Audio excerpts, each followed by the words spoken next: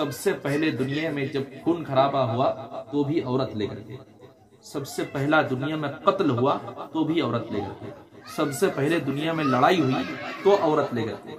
میں عورت کو نیچا نہیں کر رہا ہوں، بلکہ ایک مجاز دے رہا ہوں کہ عورت لے کر کے کیا کیا ہو سکتا ہے۔ سرکار فرماتے ہیں کہ رائی کے دانہ کے برابر بھی، سرکار فرماتے ہیں کہ رائی کے دانہ کے برابر بھی اگر میری محبت جس کے دل میں ہو وہ جہنم میں نہیں جائے گا، جنت میں۔ سوچیں کہ ہمارا مقام کیا ہے، اللہ نے مجھے کیا مقام دیا ہے کہ وہ جنازہ جو امام کے پیچھے ہمیشہ رچا تھا، چاہے وہ حافظ ہو، قاری ہو، مفتی ہو، اللہ کا ولی ہو یا کوئی بھی ہو، جنازہ اگر ہے تو پڑھانے والا اگر کتنا ہی بڑا اللہ کا ولی کیوں نہ ہو، وہ جنازہ کے آگے نہیں جاتا ہے۔ جاتا ہے کیا بولیے؟ نہیں جاتا ہے، جنازہ اس کے آگے رہتا ہے۔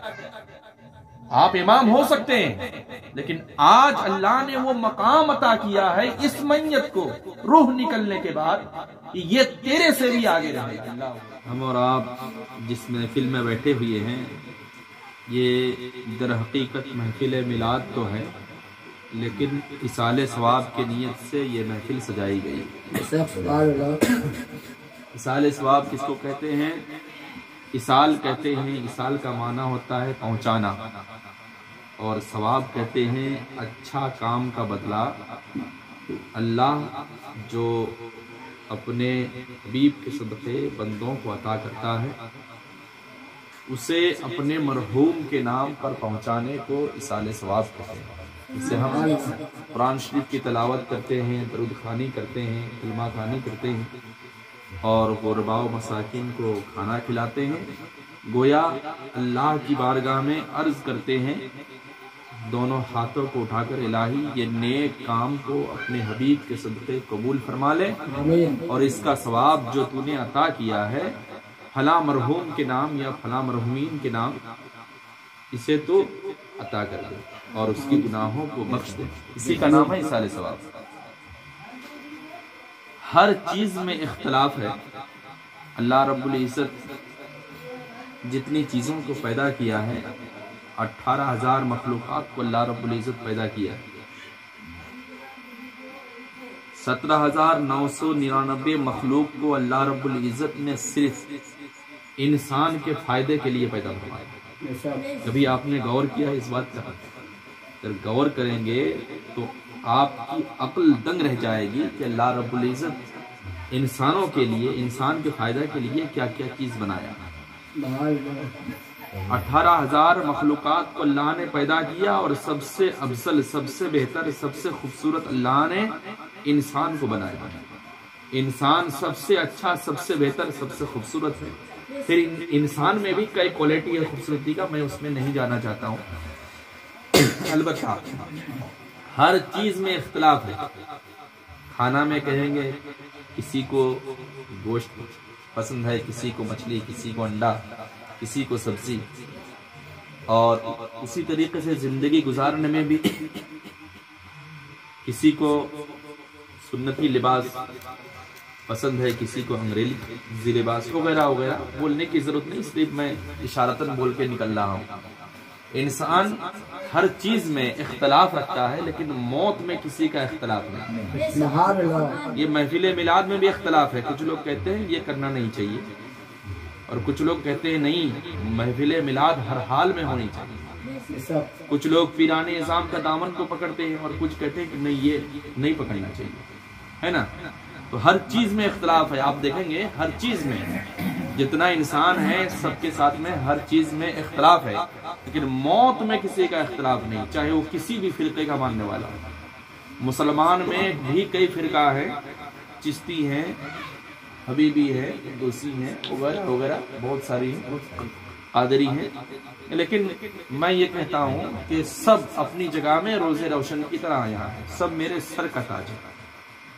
کیوں کہ یہ وہی سلسلہ ہے جس کے ذریعے سے انسان نبی تک پہنچے گا، اور نبی کے ذریعے سے اللہ تک پہنچے گا۔ خود اللہ رب العزت قرآن میں ارشاد فرماتا ہے، اے ایمان والو وسیلہ تلاش کرو۔ تو موت میں کسی کا اختلاف نہیں ہے، جب بزرگان دین سے یہ پوچھا گیا کہ موت میں کسی کا اختلاف نہیں ہے، موت تو آئے گی، لیکن صحیح موت کون سی ہے؟ کافر بھی مرتا ہے، یہودی بھی مرتا ہے، نصرانی بھی مرتا ہے، بے ایماندار کو بھی موت آتی ہے، اور ایماندار کو بھی موت آتی ہے، بزرگان دین کو بھی موت آئی ہے، تو پھر یہ صحیح موت، اچھی موت کون سی ہے؟ تو بزرگان دین ارشاد فرماتے ہیں جو مومن کو موت آتی ہے، ایماندار کو جب موت آتی ہے تو موت ایماندار کو رحمت بن کے آتی ہے۔ دو چیز ہے، غور کیجیے گا، غور سے سنیے گا تو آپ کو مزہ آئے گا، بات بھی سمجھ میں آئے گی۔ ایماندار کو جب موت آتی ہے تو وہ رحمت بن کر آتی ہے، بے ایماندار کو جب موت آتی ہے تو وہ زحمت بن کے موت آتی ہے، یعنی عذاب بن کے موت آتی ہے۔ ایماندار کے لیے رحمت اور بے ایماندار کے لیے عذاب، زحمت، بات سمجھ میں نہیں آتی؟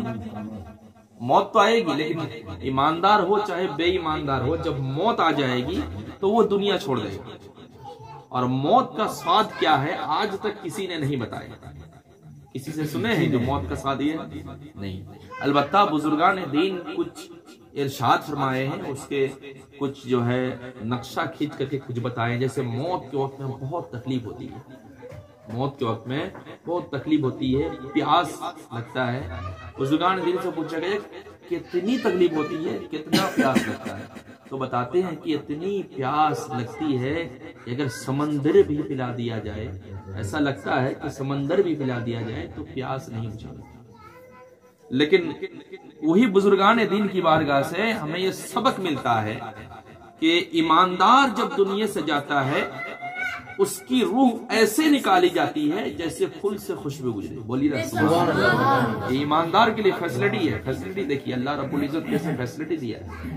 جو اللہ کے ولی ہیں ان کی بات اور ہے، جو اللہ کے نبی ہیں ان کی بات اور ہے، جو نیکوکار ہیں ان کی بات اور ہے، جو پیران اعظام ہیں ان کی بات اور ہے، جو علماء اکرام ہیں ان کی بات کچھ اور ہے، لیکن یہ عام انسان کی بات کر رہا ہوں میں، جو صرف نبی پر درود پڑھتا ہو اور کلمہ پڑھتا ہو۔ اور ایک بات خلاصہ کر دوں، ہمارے بھائی سب بھی نعت نبی گنگنا رہے تھے، اس میں ایک شعر آیا تھا، وہ شروع میں شاید بول رہے تھے کہ مسلمان بننا پڑتا ہے نا، وہ کردار کو اپنانا پڑتا ہے۔ انہوں نے سچ کہا۔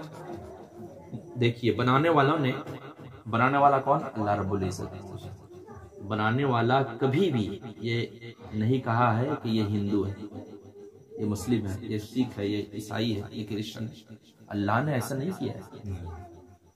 اللہ رب العزت اپنے مخلوقات کو بنایا ہے، اور سب سے بہتر اللہ نے انسان کو بنایا۔ انسان کو بنایا، انسان میں سب سے اول کون؟ حضرت آدم علیہ السلام ہے نا۔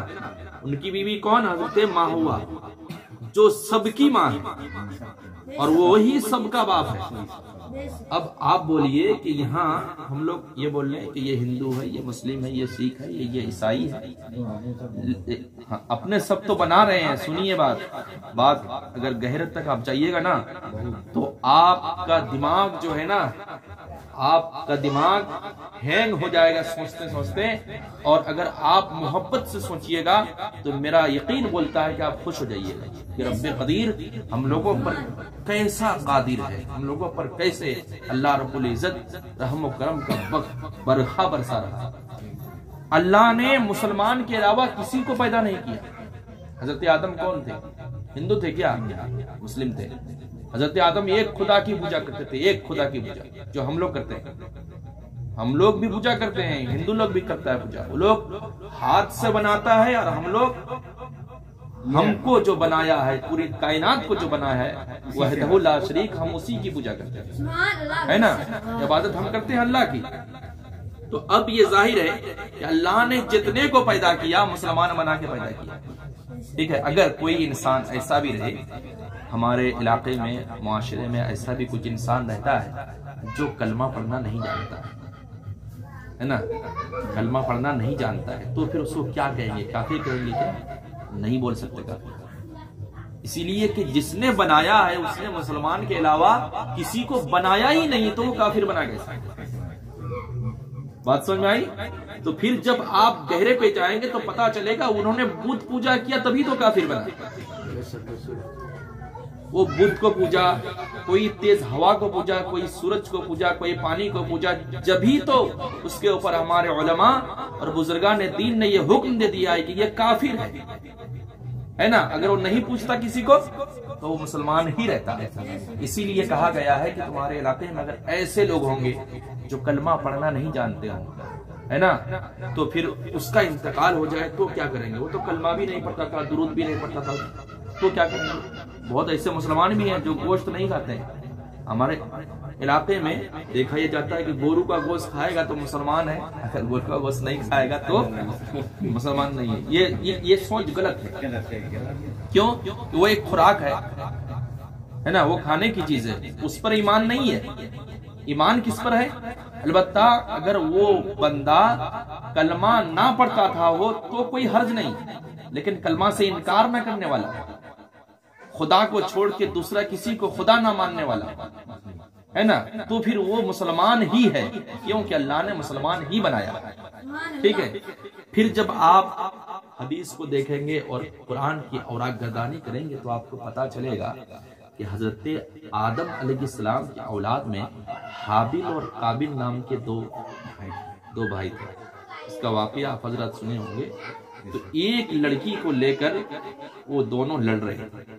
سب سے پہلے دنیا میں جب خون خرابہ ہوا تو بھی عورت لے کر کے، سب سے پہلا دنیا میں قتل ہوا تو بھی عورت لے کر کے، سب سے پہلے دنیا میں لڑائی ہوئی تو عورت لے کر کے۔ میں عورت کو نیچا نہیں کر رہا ہوں، بلکہ ایک مجاز دے رہا ہوں کہ عورت لے کر کے کیا کیا ہو سکتا ہے۔ یہی عورت وہ ہے جس کے قدموں میں اللہ نے جنت بھی رکھی ہے، ماں کے قدموں کے نیچے جنت ہے۔ تو اسی لیے کہ اس وقت جب لڑائی ہوئی تو حضرت آدم علیہ السلام کا مسئلہ کیا تھا کہ ان کے یہاں جب بچہ پیدا ہوتا، ماں ہوا کا جب بچہ پیدا ہوتا تھا تو جڑوا بچہ ہوتا تھا، ہمیشہ جڑوا بچہ ہوتا تھا، مطلب ایک لڑکا ایک لڑکی، کوئی تو نہیں ہے دنیا میں، ماں ہوا اور حضرت آدم علیہ السلام۔ قرآن و حدیث کے مطابق دنیا پورا خالی ہے۔ اب حضرت آدم علیہ السلام جب جنت سے زمین پر نازل کیے گئے، ماں ہوا اور جنت حضرت آدم، تب دنیا میں آنے کے بعد ان سے اولاد پیدا ہونا شروع ہوئی۔ جب اولاد پیدا ہونا شروع ہوئی تو پھر کیا ہوا کہ ہر بار ایک لڑکا ایک لڑکی پیدا ہوئی، ہے نا۔ آپس میں تو بھائی بہن، شادی کیسے ہوگی؟ بچہ کیسے، مطلب عربی جو ہے بونسو بڑھے گا کیسے؟ اللہ کا حکم ہوا کہ اس بار کا بیٹا اس بار کی بیٹی، آپس میں بھائی بہن نہیں ہے، آپ نکاح کرا۔ سمجھ میں آ رہی بات؟ حضرت آدم علیہ السلام کی شریعت میں یہ جائز ہے، اور ہم لوگ جس نبی کے امت ہیں، حضرت محمد رسول اللہ صلی اللہ علیہ وسلم کی امت کے لیے یہ جائز نہیں ہے، حرام ہے۔ سمجھ میں آ رہی بات؟ تو حضرت آدم علیہ السلام کی نسل میں جب وہ دونوں لڑکے میں لڑائی ہوئی حضرت آدم علیہ السلام کے، تو وہ اپنی سگی بہن کو شادی کرنا چاہتا تھا، مطلب جو اس کے ساتھ میں پیدا ہوئی۔ ٹھیک ہے، تو یہ چیز درست نہیں تھا، حضرت آدم علیہ السلام کی شریعت میں یہ جائز نہیں تھا، حرام تھا، اسی لیے روکا گیا۔ جب روکا گیا تو وہ کیا کیا کہ سیدھا کہنے لگا کہ خدا کوئی نہیں ہے، یہ سورج خدا ہے، مطلب وہ اپنا راستہ نکال لیا، خدا اور ہے وغیرہ وغیرہ، یہ سب جو ہے چیزیں وہ بول کر کے وہ اپنا راستہ کاٹ لیا۔ وہیں سے جو ہے اس پر کافر کا خطاب مل گیا۔ کیوں؟ کہ وہ غیر اللہ کو پوجنا شروع کر دیا۔ تو اس سے یہ ظاہر ہے کہ دنیا میں آنے کے بعد ہی انسان اگر کوئی ادھر ادھر کا کام نہ کرے تو پھر وہ مسلمان ہی رہے گا، اور اگر ادھر ادھر کا کام کیا تو پھر وہ اسلام سے خارج ہو جائے گا۔ یہ کھلی بات ہے۔ تو اچھی موت کون سی ہے؟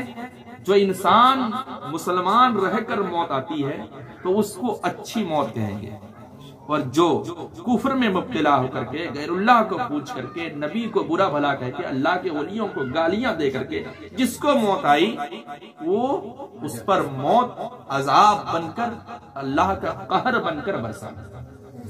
اب دونوں کے لیے فیسلٹی دیکھ لیجیے۔ ایک عام انسان ہے جو کلمہ پڑھنا بھی نہیں جانتا ہو، ہے نا، تو پھر اس کی جب روح نکل جائے تو ہم کیا کرتے ہیں اس کے ساتھ سلوک؟ سب سے پہلے امام صاحب کو بلاتے ہیں، کرتے ہیں کہ نہیں؟ پھر گاؤں کے مکھیا کو یا گاؤں کے جو معتبر لوگ ہیں ان کو خبر دی جاتی ہے، وہ آتے ہیں اور آنے کے بعد کیا کرتے ہیں، گھر سے نکالتے ہیں اور نکالنے کے بعد آہستہ آہستہ اس کے جسم سے کپڑا کو اتارتے ہیں۔ اب تک یہ زندہ تھا، اس کو ملنے کے لیے نہ امام صاحب آتے تھے نہ گاؤں کے معتبر لوگ آتے تھے۔ جب اس کی موت ہو گئی، اللہ نے اس کی شان کو اتنا اونچا کر دیا صرف کلمہ پڑھنے کی وجہ سے، اور کچھ نہیں۔ یہ نہیں دیکھیں گے کہ یہ کس خاندان کا تھا، یہ نہیں دیکھیں گے، چاہے وہ کسی بھی خاندان کا ہو، صرف کلمہ پڑھنے کی وجہ سے اس کے ساتھ کیا سلوک کریں گے، ہولے ہولے اٹھائیں گے۔ اللہ اکبر، آپ اندازہ کیجئے، آہستہ آہستہ اٹھائیں گے اور لے جا کر کے اونچی جگہ میں رکھیں گے، تکلیف نہ ہو جائے اس انداز سے اس کے جسم سے کپڑے کو نکالیں گے۔ نکالنے کے بعد آہستہ آہستہ غسل دیں گے اور غسل دینے کے بعد اس کو صاف ستھرا کپڑے سے اس کے جسم کو پوچھیں گے۔ پھر وہ کپڑا پہنایا جائے گا جو زندگی میں کبھی نہ پہنا ہو، جس کا نام ہے کفن، پہناتے ہیں۔ اگر کوئی اللہ کا ولی کا انتقال ہوا تو پھر کیا کہنا، وہ تو ان کی ذات تو بہت اونچی ہے، وہ بات اور ہے، لیکن میں سب سے جو کمتر انسان ہے، جو نماز کبھی نہ پڑھا ہو، اس کے ساتھ بھی یہی سلوک کرتے ہیں کہ نہیں؟ پھر کیا کریں گے کہ اس کو کپڑا جو ہے بہترین کپڑے میں اس کو لپیٹ کر کے اور اس کے آنکھوں میں سرما لگائیں گے، عطر لگائیں گے اور کافور سے ملیں گے، اور ملنے کے بعد کیا کریں گے، آہستہ آہستہ لا الہ الا اللہ کہتے ہوئے، وحدہ لا شریک کا ذکر کرتے ہوئے تابوت میں رکھیں گے۔ اب تابوت میں رکھنے کے بعد کم از کم 4 آدمی اس کو کندھے میں اٹھائیں گے، جنازہ گاہ تک لے کر جائیں گے۔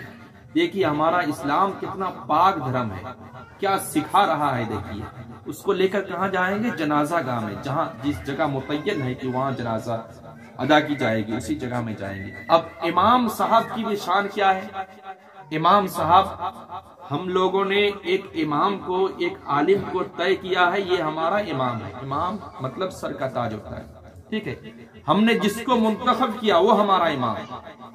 مسجد میں رہتا ہے اور پھٹی چپل پہنتا ہے۔ آج کا امام کا جو مطلب ہم لوگوں نے جو حال کیا ہے امام کا، وہی چیز بول رہا ہوں، اگر آپ لوگوں کے دل میں تکلیف ہو تو معاف کیجئے گا کو۔ ہم لوگوں نے کیا کیا ہے کہ امام کو 200 روپیہ روز ہم نہیں دیں گے، 6000 روپیہ دیں گے امام کو۔ اگر ہمارے گھر میں کام میں آئے گا لیبر تو ہم اس کو 300 روپیہ ڈیلی ضرور دیں گے۔ صرف 7 گھنٹہ کام کرے گا، 8 گھنٹہ ڈیوٹی ہے، 1 گھنٹہ وہ سوئے گا، کھانے کے بعد ریسٹ لے گا، 1 گھنٹہ چھٹی ہے، 7 گھنٹہ ڈیوٹی کرے گا تو ہم اس کو کتنا دیں گے، 300 روپیہ دیں گے، کوئی ٹینشن نہیں ہے، دے دیں گے۔ لیکن جو امام 24 گھنٹہ ڈیوٹی کرتا ہے ہم اس کو نہیں دیں گے 300 روپیہ، ہم اس کو مشکل سے کتنا دیں گے، 3000 4000۔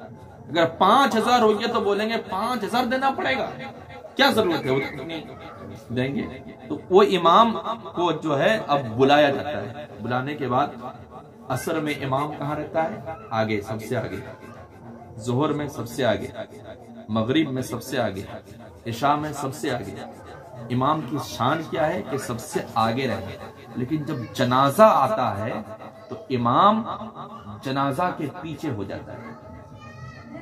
اب تھوڑی دیر سوچیں کہ ہمارا مقام کیا ہے، اللہ نے مجھے کیا مقام دیا ہے کہ وہ جنازہ جو امام کے پیچھے ہمیشہ رہتا تھا، چاہے وہ حافظ ہو، قاری ہو، مفتی ہو، اللہ کا ولی ہو یا کوئی بھی ہو، جنازہ اگر ہے تو پڑھانے والا اگر کتنا ہی بڑا اللہ کا ولی کیوں نہ ہو، وہ جنازہ کے آگے نہیں جاتا ہے، جاتا ہے کیا بولیے، نہیں جاتا ہے، جنازہ اس کے آگے رہتا ہے۔ آپ امام ہو سکتے ہیں لیکن آج اللہ نے وہ مقام عطا کیا ہے اس میت کو روح نکلنے کے بعد کہ یہ تیرے سے بھی آگے رہے گا۔ اللہ اکبر، بولیے سبحان اللہ۔ چھوٹی چھوٹی چیز ہے، آپ غور نہیں کرتے ہیں، اگر غور کریں گے نا تو آپ کا دل باغ باغ ہو جائے گا کہ مذہب اسلام میں اتنی ساری فیسلٹی ہوتے ہوئے بھی ہم مذہب سے دور بھاگے جا رہے ہیں۔ پھر کیا کرتے ہیں کہ اس کو جو ہے پھر اس کے لیے دعا کرتے ہیں۔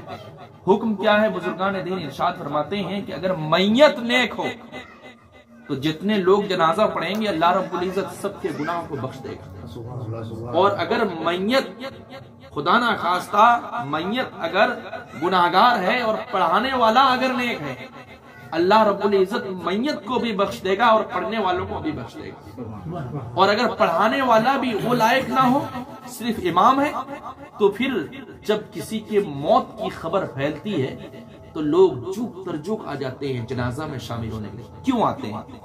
آپ نے کبھی سوچا ہے؟ خاندان کا نہیں ہے کوئی, لیکن پھر بھی آ جاتے ہیں لوگ. کیوں آتے ہیں؟ وہ اسی نیت سے آتے ہیں کہ ہم تو گناہگار ہیں, ہم تو خطا کار ہیں, ہو سکتا ہے کہ اس محفل میں کوئی ایک نیک پہنچ جائے. تو اس نیک کے صدقے اللہ رب العزت جتنے لوگ حاضر ہوں گے اس کی بھی گناہوں کو مٹا دے گا, اور جو دنیا سے جا رہے ہیں اس کی بھی خطاؤں کو اللہ رب العزت معاف کرے گا. اور پھر وہ کلمہ پڑھنے والا جب اس کو ہولے ہولے پھر اٹھاتے ہیں اور قبر میں لے جا کر رکھتے ہیں, اس کے ساتھ فرشتے کیا سلوک کرتے ہیں دیکھیں. آپ نے سنا ہوگا کہ 3 سوالات کیے جاتے ہیں, 3 کوشچنوں کیا جائے. وہ کوشچنوں کا اتر کیا ہے 1400 برس پہلے میرے آقا حضرت محمد رسول اللہ صلی اللہ تعالی علیہ وسلم بتا دیے. آج نیٹ کا زمانہ ہے میرے عزیزو, اگر ایک امتحان کا پرچہ بھی فاش ہو جائے نیٹ میں تو اس امتحان کو بینڈ کر دیا جاتا ہے. مثال کے طور پر مادھمک کا پوریکھا ہوتا ہو, اور اگر اس کو پوریکھا چالو ہو گیا ہو, پھر بھی اگر ایک سبجیکٹ کا اگر کوشچنوں فاسٹ ہو جائے, نیٹ میں آ جائے اور بچے اسے دیکھ لیں, تو ترنت گورنمنٹ کیا کرے گا, اس کو بین کر دے گا اور یہ اعلان کر دے گا کہ اس کا امتحان پھر بعد میں کیا جائے گا جب تک یہ کوشچن تیار نہ ہو جائے. کیوں؟ اسی لیے کہ بچے اس کو دیکھ چکے ہیں, جب دیکھ لیے ہیں تو اس کے لیے بہت آسان ہو گیا. لیکن قربان جائیے نبی کی ذات پر, میرے سرکار 1400 برس پہلے یہ بتا دیے ہیں میرے عزیزوں, یہ سوال کیا جائے گا, اس کا جواب یہ ہے. اس کے باوجود بھی اگر ہمیں یاد نہ ہو تو پھر بد نصیب تو ہم خود ہیں نا, بد نصیب ہم خود ہیں, کیونکہ نبی نے ہمیں فرما دیا ہے, اس کے باوجود ہم نے عمل نہیں کیا. پھر جب وہ بندہ مومن کو لٹایا جاتا ہے قبر میں, فرشتہ آتا ہے, اور کس انداز سے آئے گا فرشتہ, زمین کو چیرتے اور پھاڑتے ہوئے آئے گا. آپ اندازہ کیجئے اگر آپ سنسان بیابان میں لیٹے ہو, کتاب میں یہ بات آتی ہے کہ جب میت کو لٹایا جائے گا قبر میں, چاہے صبح میں لٹائیں یا شام کو یا رات کو یا دن میں کبھی بھی, لیکن قبر میں سونے والوں کے لیے وہ وقت ہوگا عصر کا وقت. بولیے سبحان اللہ, وہ وقت ہوگا عصر کا وقت. اسی لیے نبی پاک صلی اللہ علیہ وسلم ارشاد فرماتے ہیں کہ عصر کی نماز کبھی قضا نہ کرنا, عصر کی نماز کبھی قضا نہ کرنا. قبر میں اذان بھی دیتے ہیں, آپ کے بھی شاید دیتے ہوں گے, قبر میں اذان دیتے ہیں نا, قبر اذان دیں گے نا, دیں, قبر میں اذان دیتے ہیں. اذان سننے کے بعد نا وہ میت یہ کہے گا کہ فرشتہ مجھے مہلت دے, میں نماز پڑھنا چاہتا ہوں, ہے نا.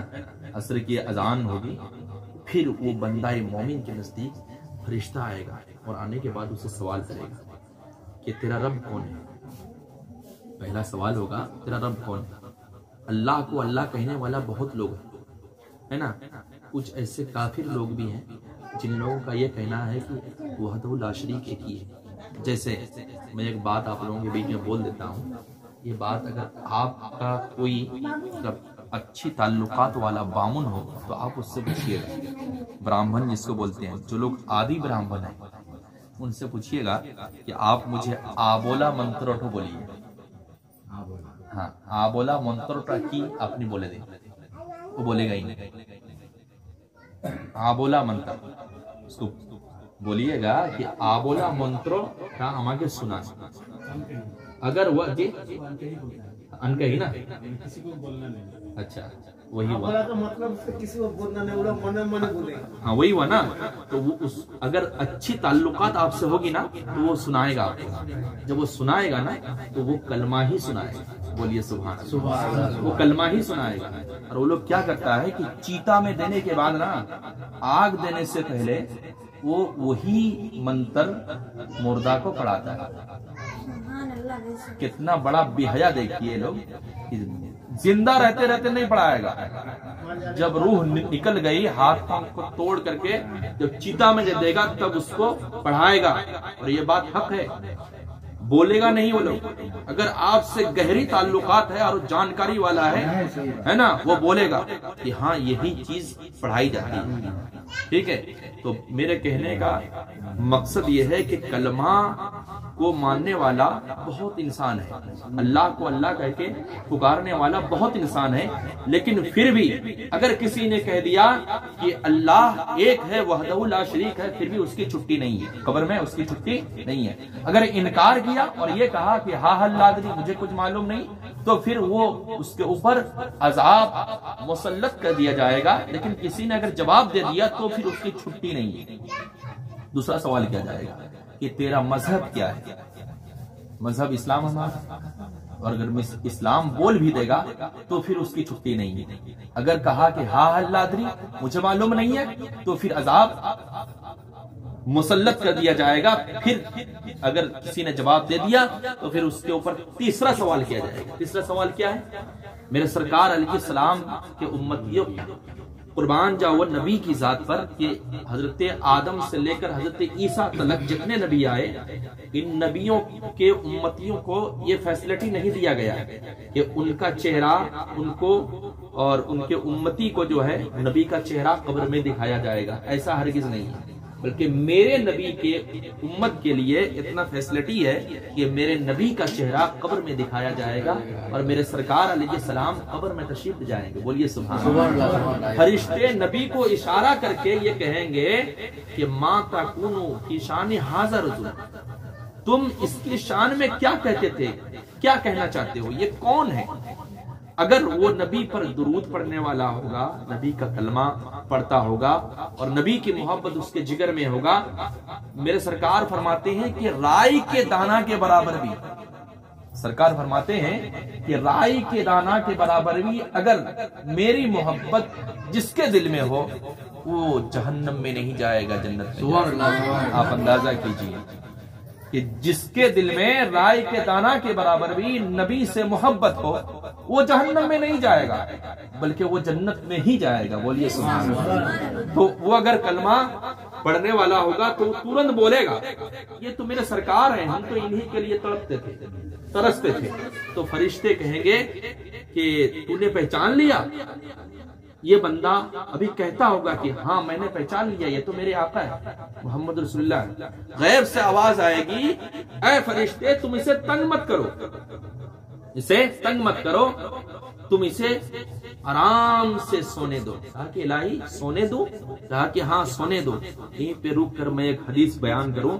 मेरे सरकार इरशाद फरमाते हैं अद्दुनिया सिजनुल लिल मुमिनीन व जन्नतुल काफिर। अगर ईमान है, ईमानदार है और सच रास्ता में, सही रास्ता में चलेंगे तो आपको दिक्कत होगा।